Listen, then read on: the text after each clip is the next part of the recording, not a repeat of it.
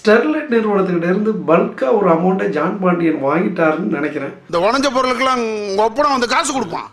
இதெல்லாம் அவங்கள்ட்ட வாங்குற வரைக்கும் இந்த வீட்டை விட்டு அவங்க வெளியே போகக்கூடாது. அவருடைய கட்சிக்காரர்களை விட்டு நோட்டீஸ் ஒன்று அடிக்க சொல்லியிருக்கிறாரு. அதாவது திறந்திடு ஸ்டெர்லைட் ஆலையை திறந்திடு, ஆலையை திறந்து விட்டுங்க அப்படின்னு ஒரு நோட்டீஸ் அடித்து ஒட்டியிருக்கிறாங்க.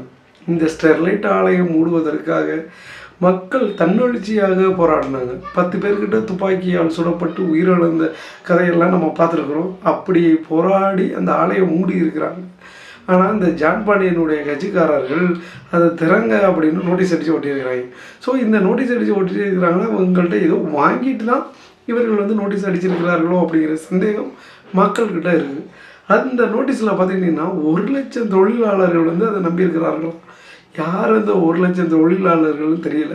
ஒரு வேளை சூப்பர் ஸ்டார் ரஜினிகாந்த் சொல்லுவார்ல, நான் ஒரு தடவை சொன்னால் 100 தடவை சொன்னது மாதிரி. அதே போல் 1,00,000ங்கிறது வந்து நம்ம ஜான் பாண்டியன் வந்து ஒன்றுன்னு நினைக்கிறேன். அதாவது ஜான் பாண்டியன் ஒரு ஆள் வந்து 1,00,000 ஆட்களுக்கு சமம். ஸோ அவர் வந்து பாதிக்கப்பட்டு இருக்கிறாரு போல். அந்த ஆலையை திறந்தால் இவருக்கு ஏதாவது ஆதாயம் கிடைக்கும் அப்படின்னு நினைக்கிறேன். அதனால தான் தன் கட்சிக்காரர்களை விட்டு இப்படி ஒரு நோட்டீஸ் அடித்து ஒட்ட விட்டுருக்கிறாரு ஜான் பாண்டியன்.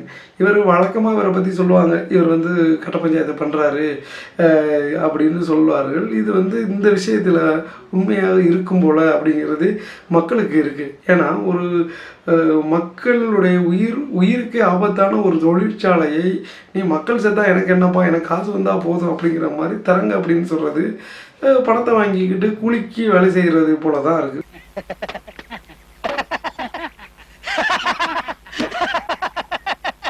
அரசியல்ல இதெல்லாம் சாதாரணமாப்பா.